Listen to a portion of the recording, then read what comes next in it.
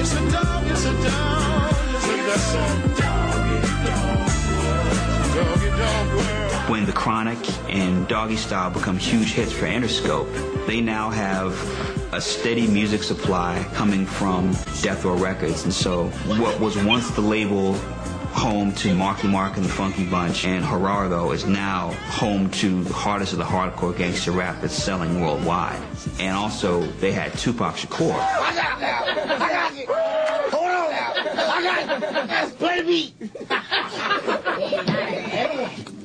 Okay, let's get serious. What the rap audience ain't ready for is a real person. You know what I want to say, a real N-I-G-G-A. I'm coming out, I'm 100% real, I ain't compromising Nathan. Anybody that talk about me got problems, you know what I'm saying? It's gonna be straight up, like if I was a street person. That's how I'm coming at the whole world, and I'm being real about it, and I'm gonna grow with my music.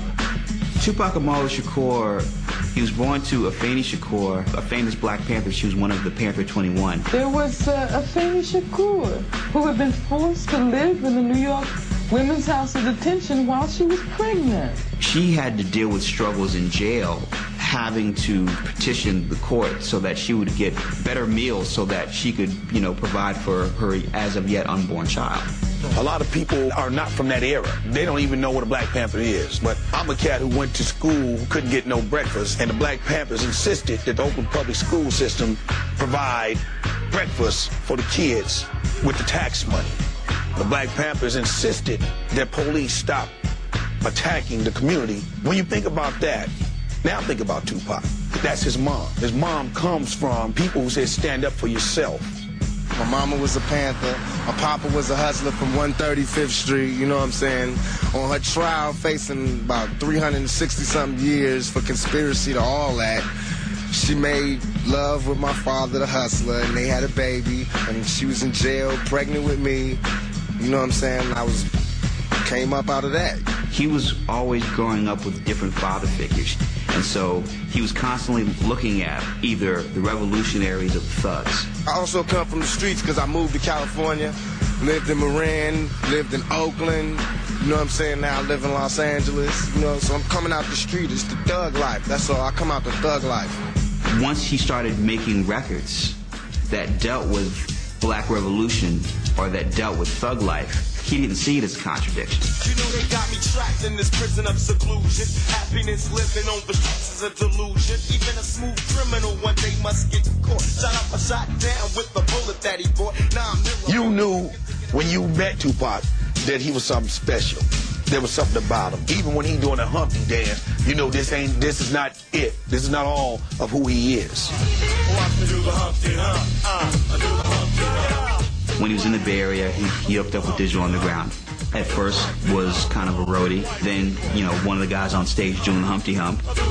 Snoop, who was the road manager of Digital Underground, used to go pick him up from the bus station, bring him over to me and my sister's crib so he could have something to eat. He was always broke. He was always skinny. I was starving, living in Marin. Shock was like, come on the road. You could be my roadie, you know what I'm saying? It ain't gonna be glamorous, but you'll be working, you'll be meeting people. I said, cool.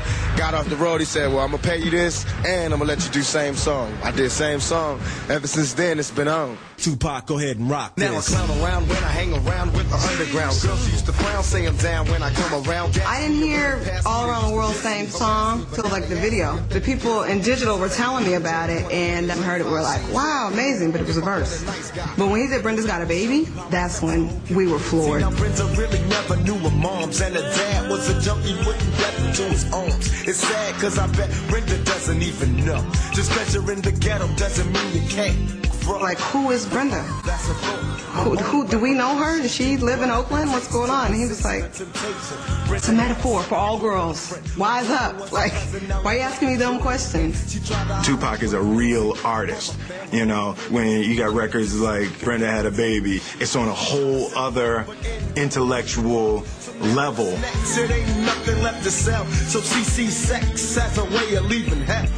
I was not even aware of Tupac's depth until I started to hear him just start writing and writing and writing. And I realized he had so much to say. Since we all came from a woman, got our name from a woman, and I came from a woman. Pac Pac was definitely really diverse. He had a lot of different sides, I think, as we all do. He would, at one point, have a record called, Hold Your Head Up, and the next song would be I Get Around. So he would go back and forth. I get around. What you mean you don't know? He was struggling to find the center, and the center for Pac was to be a form of revolutionary leader. If I know that in this hotel room they have food every day, and I'm knocking on the door every day to eat, and they open the door, let me see the party, let me see like them throwing salami all over just like throwing food around. Or they're telling me there's no food in here. You know what I'm saying? Every day. I'm standing outside trying to sing my way in. You know what I'm saying? We are hungry, please let us in. We are hungry, please let us in. After about a week, that song is going to change to we hungry, we need some food. After 2-3 weeks, it's like, give me all the food, breaking out the door. And after a year, you just like, you know what I'm saying? I'm picking the lock, coming through the door, blasting, you know what I'm saying? It's like you hungry, you reached your level, you don't want any more. We asked 10 years ago. We was asking with the Panthers. We was asking with them, with civil rights movement. We was asking, now those people that were asking, they're all dead and in jail. So now what do you think we're gonna do? Holla if you hear me. Yeah. Here we go, turn it up, let's start. From block to block, we're snatching hearts and jacking more. He became progressively more gangster because he realized that even though his political records were critically acclaimed and, got him a certain amount of respect and stuff, he wasn't reaching the audience he wanted to reach. Drink a liquor and I'm looking for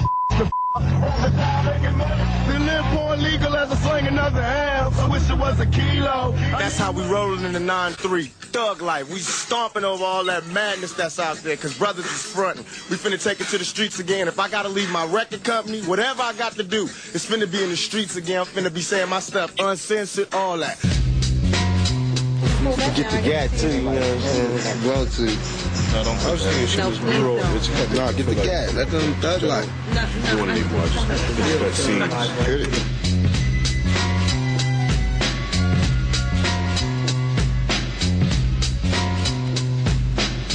I think throughout American pop culture, you've seen that people are fascinated by poverty and by crime. Hip-hop is definitely part of that tradition. If it was just Public Enemy back in those days, the hip-hop would not be where it is now. Gangster music fueled hip-hop the same way as violence fuels Hollywood. We've never had black male celebrities like this. We've had bad dudes. But these bad dudes were not projected into everyone's home on a daily basis with their shirt off, their muscles glistening, and big money in their pockets. We ain't had that in people's living rooms in Iowa. When I started making my gangster rap or hardcore rap, they said, you can't curse on records. You can't do that if you're going crazy. I'm like, okay, that's just how I'm living. And it just was embraced by so many. I'm like, wow, there's a lot of little bad kids out here. You dig?